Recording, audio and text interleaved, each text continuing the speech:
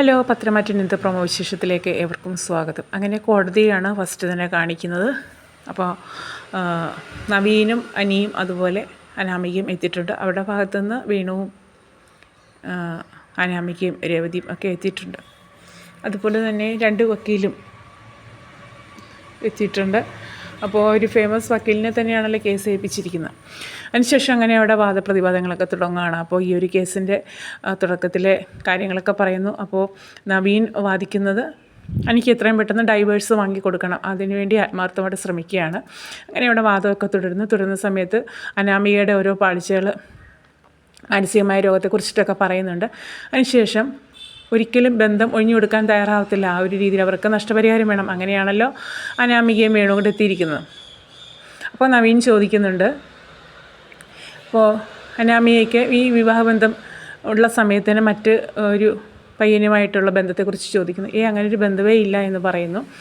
അതുപോലെ തന്നെ സ്റ്റെബിൻ എന്ന് പറയുന്നൊരു ചെറുപ്പക്കാരനെ അറിയുമോ എന്ന് ചോദിക്കുമ്പോൾ അങ്ങനെയൊരു ബന്ധത്തെക്കുറിച്ചിട്ടൊന്നും പറയുന്നില്ല. അതുപോലെ തന്നെ നവീൻ ചോദിക്കുന്നുണ്ട്, ഒരു ഹോട്ടലിൽ, ഒരു 4 സ്റ്റാർ ഹോട്ടലിലെ പേര് പറഞ്ഞിട്ട് ഈ ഒരു ഹോട്ടലിനെ കുറിച്ച് അറിയിച്ചു ചോദിക്കുന്നു. അപ്പോൾ ഇല്ല, അവിടെ ഈയിടെ ഒരു ദിവസം അനാമികയും മറ്റ് ആ ഒരു സ്റ്റെബിൻ എന്ന് പറയുന്ന ചെറുപ്പക്കാരനുമായിട്ട് റൂം എടുത്തിരുന്നോ എന്ന് ചോദിക്കുകയാണ്. എനിക്ക് ആ ഹോട്ടൽ പോലും അറിയില്ല എന്നുള്ള മട്ടിലാണ് ആദ്യമേ അനാമിക പറയുന്നത്. ഇല്ല എന്ന് പറയുന്നു. പിന്നീട് പറയുന്നുണ്ട്, ഇല്ല, ഞാൻ അവിടുന്ന് പിന്നെ പോയ വഴിക്ക് ഈ ഒരു ഹോട്ടൽ കണ്ടിട്ടുണ്ട് എന്നുള്ള രീതിയിൽ പറയുന്നു. കണ്ടത് മാത്രമേ ഉള്ളൂ, അല്ലാതെ നേരത്തെ അവിടെ ഇല്ലയെന്ന് തറപ്പിച്ച് പറയുകയാണ്. അപ്പോഴാണ് അതിനുള്ള രേഖകളൊക്കെ നവീൻ അവിടെ സമർപ്പിക്കുന്നത്. ഒരു ദിവസം ഇതുപോലെ രാവിലെ റൂം എടുത്ത് പിറ്റേ ദിവസം ഉച്ചയ്ക്ക് ഒരു 11:30 മണിയൊക്കെ ആയപ്പോഴും അവിടെ നിന്ന് റൂം വെക്കേറ്റ് ചെയ്ത് പോയതെന്നും പറയുകയാണ്. ആ സമയത്ത് അനാമിക ഉറപ്പിച്ച് നിൽക്കുന്നു, ഈ ഒരു ഹോട്ടലിൽ പോയിട്ടില്ലെന്നും പയ്യനെ അറിയില്ല, അങ്ങനെയൊക്കെയാണ് പറയുന്നത്. അതിനുശേഷം തെളിവുകളൊക്കെ നിരത്തുന്നുണ്ട് നവീൻ. അങ്ങനെ അപ്പോൾ അതിൽ കാണുന്നുണ്ട്, അതിലെ CCTV ദൃശ്യത്തിനകത്ത് അനാമികയും സ്റ്റെബിൻ എന്ന് പറയുന്ന ചെറുപ്പക്കാരനുമായിട്ട് അവിടെ വരുന്നതും റൂമിൽ സന്തോഷമായിട്ട് കയറി പോകുന്നതും തിരിച്ചതുപോലെ വെക്കേറ്റിൽ നിന്ന് പോകുന്ന കാര്യങ്ങളൊക്കെ കാണിക്കുന്നതാണ്. അപ്പോഴേക്കും പെട്ടു, അനാമികയും വേണും പെട്ടു. അവർ പരസ്പരം നോക്കുന്നു. അനാമിക ഇനിയിപ്പോൾ എന്ത് ചെയ്യാനെന്നുള്ള രീതിയിൽ. അപ്പോൾ ഇനിയിപ്പോൾ സ്റ്റെബിൻ എന്ന ചെറുപ്പക്കാരനെ നിങ്ങൾക്ക് അറിയില്ലെന്ന് പറയാൻ പറ്റുമോ എന്നൊക്കെ ചോദിക്കുന്നുണ്ട്. അതിനുശേഷം ഒന്നുകൂടി തെളിവിനായിട്ട് സ്റ്റെബിനെ വിളിക്കുകയാണ്. അപ്പോഴേക്കും സ്റ്റെബിൻ കയറി വരുന്നു. അപ്പോഴും അനാമിക ആകെ അന്താളിച്ചു പോയി.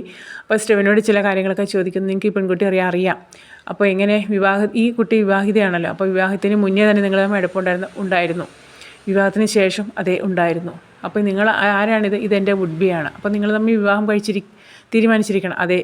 അപ്പോൾ അതിങ്ങനെ മറ്റൊരു വിവാഹിതയായ പെൺകുട്ടി ഈ ഒരു ബന്ധം അടുത്തിടെ തന്നെ വേർപിരിയെന്നും അതിനുശേഷം വിവാഹം കഴിക്കാമെന്ന് പറഞ്ഞിട്ടുണ്ട്. അപ്പോൾ നിങ്ങളെന്താണ് ചുമ്മാതെ വിദ്യാഭ്യാസം ഇപ്പോൾ എന്താ ചെയ്യുന്നത്? അപ്പം പല മയക്കുമരുന്ന് കേസിലൊക്കെ പ്രതിയായിട്ട് വരും, അതിനുള്ള ഒരു ശിക്ഷ കൂടി അനാമികയ്ക്ക് കൊടുക്കേണ്ടി വരും എന്നൊക്കെ നവീൻ വാദിക്കുന്നുണ്ട്. അപ്പോൾ ഞാൻ വിദ്യാഭ്യാസ യോഗ്യത ചോദിക്കുമ്പോൾ അദ്ദേഹം BTech എഞ്ചിനീയറിംഗ് കമ്പ്യൂട്ടർ കഴിഞ്ഞിട്ടാണ്. പിന്നെ എന്താണ് തനിക്ക് ജോലിക്കൊന്നും പോകാത്തതെന്ന് ചോദിക്കുമ്പോൾ അത് ഞാൻ UK പോകാനായിട്ട് ഇരിക്കുകയാണോ എന്നാണ് പറയുന്നത്. അപ്പോൾ അതിനൊക്കെ ഒരുപാട് സാമ്പത്തികം വേണ്ടേ? അതിനൊക്കെ നിങ്ങൾക്ക് അത്രയും സാമ്പത്തികമുണ്ട്. അത് അനാമിക ബന്ധം വേർപിരിയുമ്പോൾ ഒരു കാശുകാരനെയാണ്, അതിനുവേണ്ടിയാണ് വിവാഹം കഴിച്ചതെന്നുകൊണ്ട് സ്റ്റെബിൻ പറയുന്നുണ്ട്. അനിരുദ്ധ നല്ല ഒരു മൂർത്തീസ് ജ്വല്ലറി കുടുംബാംഗമായതുകൊണ്ട് അത്രയും സാമ്പത്തികമുള്ളത് കൊണ്ടുമാണ് ഞാനുമായിട്ട് അടുപ്പമായിട്ടും അനിയെ വിവാഹം കഴിച്ചത്. ആ ഒരു സാമ്പത്തികം കണ്ടിട്ടെന്നാണ് പറയുന്നുണ്ട് കേട്ടോ. അപ്പോൾ ഈ ഒരു വിവാഹബന്ധം വേർപിരിഞ്ഞ് കഴിയുമ്പോൾ അവിടെ നിന്ന് കുറച്ച് ക്യാഷ് നഷ്ടപരിഹാരം കിട്ടും, അതിൽ നിന്ന് എനിക്ക് തരാമെന്ന് പറഞ്ഞിട്ടുണ്ടെന്ന് സ്റ്റെബിൻ അങ്ങ് തുറന്ന് പറയുകയാണ്. അപ്പോൾ അങ്ങനെ എല്ലാ രീതിയിലും പെട്ടു സ്റ്റെബിൻ കാര്യങ്ങളൊക്കെ തുറന്ന് പറയുന്നുണ്ട്. ഇതുപോലെ നിങ്ങൾ നേരത്തെ റൂം എടുത്തിട്ട് ഇതുപോലെ പലതവണയും ഞങ്ങൾ പല ഹോട്ടലുകളിലും റൂം എടുത്ത് താമസിച്ചിട്ടുണ്ട്. അപ്പോൾ അത് വിവാഹം കഴിച്ചിരുന്ന സമയത്താണോ? അതെ, അനിയയുടെ ഭാര്യയായിട്ടിരുന്ന സമയത്ത് തന്നെയാണ് എന്ന് പറയുകയാണ് കേട്ടോ. അത് കേൾക്കുമ്പോൾ അനിയങ്ങ് പല്ല് ഞൊടിച്ച് ഞവറുന്നുണ്ട് കേട്ടോ. ഇങ്ങനെ അനാമിക അത്രയ്ക്കും നോക്കിയിട്ട് അത്രയ്ക്കും ദേഷ്യം സഹിക്കാൻ പറ്റുന്നില്ല എനിക്ക്. അതുപോലെ അനാമികയും വേണു നാണം കെട്ടു. അപ്പോൾ ഇതുപോലെ നിങ്ങൾക്ക് നാണമില്ലേ ഒരു മകളെയും ചുമന്നിട്ട് ഇങ്ങനെ നടക്കുവാനായിട്ടൊന്ന് വേണ്ടിയെടുത്ത് നിങ്ങൾ മകളെ ഇങ്ങനെ കൊണ്ടു നടന്നിട്ട് കാശുണ്ടാക്കാനാണ്, നിങ്ങൾക്ക് കടമുണ്ടെങ്കിൽ നിങ്ങൾ അതിനുവേണ്ടി തന്നെയാണോ മകളെ ഇങ്ങനെ അഴിച്ചു വിട്ടിരിക്കുന്നതെന്നൊക്കെ ജഡ്ജി ചോദിക്കുകയാണ്. അപ്പം അത് മാഡം എന്നൊക്കെ പറഞ്ഞിട്ട് വേണുവിനൊന്നും മറുപടി പറയാൻ പറ്റുന്നില്ല. ഇവർ തമ്മിൽ പരസ്പരം വേണു അവളോട് തന്നെ ദേഷിച്ച് നോക്കുന്നു, അനാമികയെ തന്നെ ദേഷിച്ച് നോക്കുന്നു. അനാമികയാണെങ്കിൽ സ്റ്റെബിനെ ദേഷിച്ച് നോക്കുകയാണ്. സ്റ്റെബിന് ഇങ്ങനെ വരുമെന്നോ ഇങ്ങനെ അഭിപ്രായം പറയുമെന്നൊന്നും സ്വപ്നത്തിൽ പോലും പ്രതീക്ഷിച്ചിരുന്നില്ല. ഇവനിതെങ്ങനെ വന്നു എന്നാണ് ചിന്തിക്കുന്നത്. അപ്പോൾ അങ്ങനെയെല്ലാം അനയ്ക്ക് അനുകൂലമായിട്ട് വിധി വരാനുള്ള എല്ലാ സാഹചര്യം ഒരുക്കി കൊടുക്കുന്നു. അങ്ങനെ ഒരു കാരണവശാലും പെൺകുട്ടിയുടെ ഭാഗത്ത് ന്യായമില്ലാത്തതുകൊണ്ട് അനി എന്ന ചെറുപ്പക്കാരനെ ഇതിൽ ഇട്ട് വരയ്ക്കാൻ പറ്റില്ല. അതുകൊണ്ട് അതിൽ നിയമപരമായിട്ട് അനിക്ക് ബന്ധം വേർപിരിഞ്ഞ് കൊടുക്കുകയാണ്. അതിനുള്ള സാഹചര്യം ഒരുക്കി കൊടുക്കുന്നു. അങ്ങനെ സന്തോഷമായിട്ട് അനാമികയും അനിയും അതുപോലെ നവീനും പുറത്തിറങ്ങുവാണ്.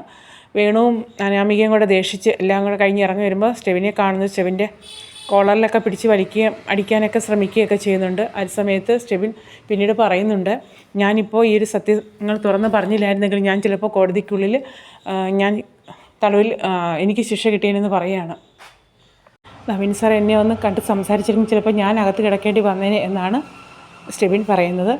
അങ്ങനെ അത് എന്നിട്ട് നവീൻ വന്നിട്ട് അനിയടുത്ത് ചോദിക്കുന്നുണ്ട്, എനിക്കൊരു സംശയം ഉണ്ടായിരുന്നു, ഞാൻ നിന്നെ ആത്മാർത്ഥമായിട്ട് സപ്പോർട്ട് ചെയ്യില്ലെന്ന്, അതുകൊണ്ടായിരുന്നല്ലോ നീ ആ ഒരു മുത്തശ്ശനെ കൊണ്ട് വിളിപ്പിച്ചത്. പക്ഷേ ഞാൻ അങ്ങനെ ചെയ്തില്ല, കൂട്ടുകാരനെ ചതിക്കില്ല. അതുപോലെ തന്നെ നന്ദു എന്നോട് പറഞ്ഞിരുന്നു അവനെ കേസിൽ നിന്ന് എങ്ങനെയും രക്ഷപ്പെടുത്തണമെന്ന്. അപ്പോഴും ഞാൻ ആ മറുപടി തന്നെയാണ് പറഞ്ഞത്. പിന്നെ നീ എനിക്കും ഇതുപോലെ സപ്പോർട്ട് ചെയ്യണം എൻ്റെയും നന്ദുവിൻ്റെയും വിവാഹത്തിന്. പിന്നെ എൻ്റെ വിവാഹത്തിന് അമ്മ അഥവാ എതിർക്കുകയാണെങ്കിൽ ഞാൻ ചിലപ്പോൾ എൻ്റെ ഒരു ഉറച്ച തീരുമാനം എടുക്കേണ്ടി വരും. ആ സമയത്തും എൻ്റെ വീട്ടുകാർ കൈവിഴിഞ്ഞാലും നീ എന്നെ വന്ന് സഹായിക്കണം. നിൻ്റെ മുത്തശ്ശിയും കൂട്ടി വന്ന് കാര്യങ്ങളൊക്കെ പറഞ്ഞ് മനസ്സിലാക്കണം. ഇതൊക്കെ കേൾക്കുമ്പോൾ അനിക്കും നന്ദുവിനും ഒന്ന് തിരിച്ച് മറുപടി പറയാൻ പറ്റുന്നത്. അതിന് ശേഷം അനി അവിടെ നിൽക്കുകയാണ് കേട്ടോ. അതിനെ നന്ദുവിനെയും കൂട്ടിയിട്ട് നവീൻ പോവുകയാണ്. അതുപോലെ തന്നെ വേണുവും അനാമികയും നാണം കെട്ട് അവിടെ നിന്ന് ഇറങ്ങി പോകുന്നുണ്ട്.